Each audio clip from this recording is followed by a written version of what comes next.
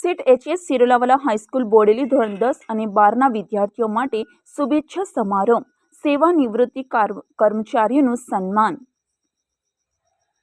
બદલતા ભારત ન્યૂઝમાં આપનું હાર્દિક સ્વાગત છે।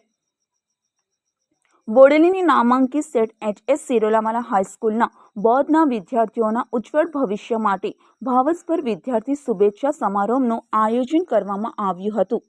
શ્રી પીએફ રાઠવા સાહેબે શાળાનો પરિચય આપ્યો। વડતાલ સત્સંગ સભાના પ્રમુખ નૌતમ પ્રકાશદાસજી સ્વામી અને ઉપસ્થિત સંતોએ શાળાના આજીવન ટ્રસ્ટી શ્રી ભાવેશભાઈ સિરોલાવાલા અને શાળાના આચાર્ય શ્રી સુરેશભાઈ એસ પટેલ આમંત્રિત મહેમાનશ્રીઓ દ્વારા દીપ પ્રગટ્ય કરવામાં આવ્યું હતું।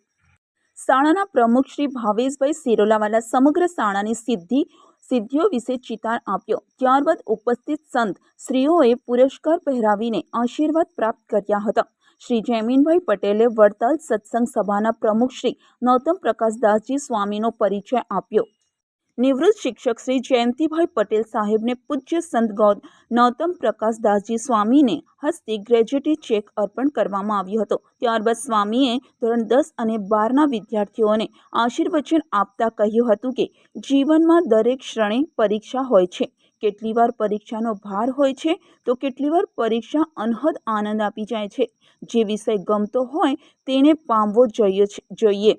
હું દરેક જગ્યાએ પ્રમાણપત્ર આપવા માટે ગયો છું, પણ હું તમને પરીક્ષા પહેલા પાસ થાઓ એના માટે આશીર્વાદ આપવા આવ્યો છું।